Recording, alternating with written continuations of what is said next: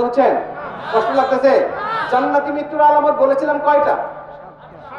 7টা। জোরে কোন কয়টা? আলোচনা হয়েছে কয়টা? 4টা। 1 নম্বর কি ছিল? সূরা মুলক, মাশাআল্লাহ। 2 নম্বর কি ছিল? আয়াতুল কুরসি। 3 নম্বর কি ছিল? কালেমা, মাশাআল্লাহ। 4 নম্বর কি ছিল? হ্যাঁ, ভালো ইবাদত, মাশাআল্লাহ। শেষ মানে আল মাউতু আলা আমালিন সালিহ, ভালো আমলে সালেহ করতে করতে যারা মৃত্যু হয়ে যাবে আল্লাহ তাদেরকে জান্নাতে মরণ দান করবে। যারা সুবহানাল্লাহ। মুসলমান ভাইরা আমার 5 নম্বরে নবীজি বলেন, যেই ব্যক্তি দুনিয়ার জমিন থেকে আল মুমিনু ইয়ামুতু বিআরাকিল জাবিন, মুমিন যখন মারা যাবে কপালে হাত দিয়ে দেখবে কপালটা ঘেমে গিয়েছে কিনা। যদি দেখো কপালে মৃদু মৃদু ঘাম জমা রয়েছে, নবীজি বলেন বুঝে নিও খুশনসিব, আমার আল্লাহ রাব্বুল আলামিন ওই ব্যক্তিকে মুমিন অবস্থায় দুনিয়া থেকে নিয়ে গিয়েছেন। জোরে কোন সুবহানাল্লাহ। 5 নম্বরে নবীজি বলেন, মুমিন যখন মারা যায় তার কপালটা ঘেমে যায়, ওই ঘামটা যদি তোমরা দেখতে পারো বুঝে নিও লোকটা আল্লাহর সন্তুষ্টির উপরে দুনিয়া থেকে বিদায় নিয়ে চলে গেছে। 5 নম্বর গেল এটা। 6 নম্বরে নবীজি বলেন, মা মিন মুসলিমি ইয়ামুতু ইয়াউমুল জুমআ আও লাইলাতুল জুমআ ইল্লা ওয়াকাহু আল্লাহু ফিতনাতাল কবর। যেই ব্যক্তি দুনিয়ার জমিন থেকে বিদায় নেয়, যেই মুসলমান দুনিয়ার জমিন থেকে বিদায় নেয় জুমার রাতে এবং জুমার দিনে, আমার আল্লাহ রাব্বুল আলামিন ওই ব্যক্তির কবরটাকে জান্নাত হিসাবে কবুল করে নেয়। যারা কোন সুবহানাল্লাহ। জুমার রাতে আর জুমার দিনে যে মুসলিম মারা নেয়, এখানে কিন্তু আমাদের অনেকের মনে প্রশ্ন আসতে পারে, হুজুর অনেক কাফের মুশরিক, অনেক বেনামাজি, অনেক সুদখোর, ঘুষখোর তো জুমার দিন মারা যায়, যায় না?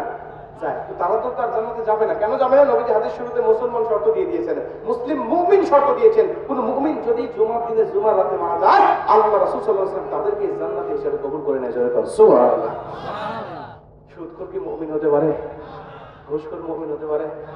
হ্যাঁ, এলাকায় সুদখোর মনে বেশি নাকি? আওয়াজ একেবারে কম মনে হচ্ছে যে আপনাদের। সুদখোর কি মুমিন হতে পারে?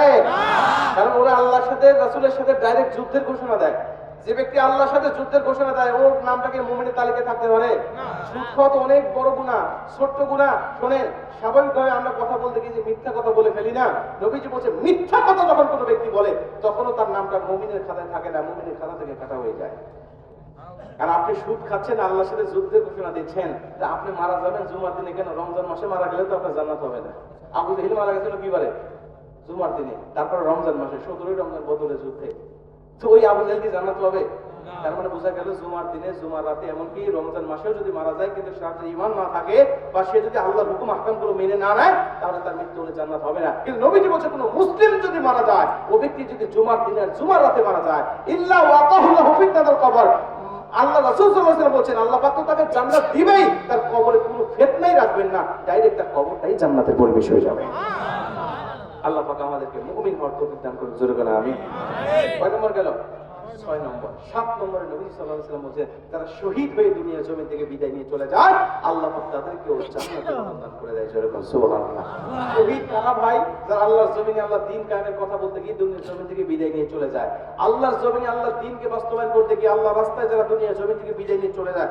আমি প্রথম শুরু করেছিলাম না, কবরের মধ্যে জান্নাতে রিজিক পাবে। নবীজি বলে এই শহীদটাই কবরের মধ্যে জান্নাতে নাজ নিয়ামতগুলো খাইতে থাকবে। জোরে বলেন সুবহানাল্লাহ। আরেকটা সুসংবাদ শুনেন, কিয়ামতের ময়দানে সব মুমিনরা উঠবে, সব ব্যক্তিরা উঠবে উলঙ্গ অবস্থায়, বস্ত্রহীন অবস্থায়। আপনাদের শরীরে কোনো কাপড় থাকবে না। কিন্তু যারা শহীদ হবে ওই শহীদরা যে অবস্থায় মারা গেছে, যে কাপড় নিয়ে মারা গেছে, ওই কাপড় পরিহিত অবস্থায় কিয়ামতের ময়দানে দাঁড়াবে। জোরে বলেন সুবহানাল্লাহ। এখন নবীজি বলছেন আমার উম্মতের মধ্যে শুধু আল্লাহর রাস্তায় জীবন দেওয়াকে শহীদ বলা হলে আমার উম্মতের মধ্যে শহীদের সংখ্যাটা কমে যাবে। এজন্য আমার আল্লাহ আমার উম্মতের শহীদের পাল্লাটাকে ভারী করার জন্য আরো 7টা মরণকে শহীদি মর্যাদা দান করে দিয়েছে। সুবহানাল্লাহ।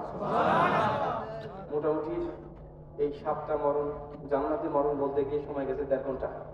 এই 7টা শহীদি মরণ বলতে গেলে আর সময় লাগবে 1.5 ঘন্টা। এই 1.5 ঘন্টা থাকতে রাজি আছেন?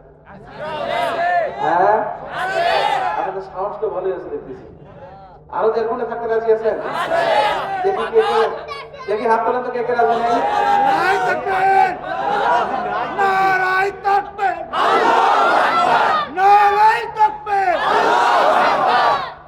আল্লাহ আমাদের কবুল করুক। তার মানে এরা আরো বেশি রাজি নাকি? কম?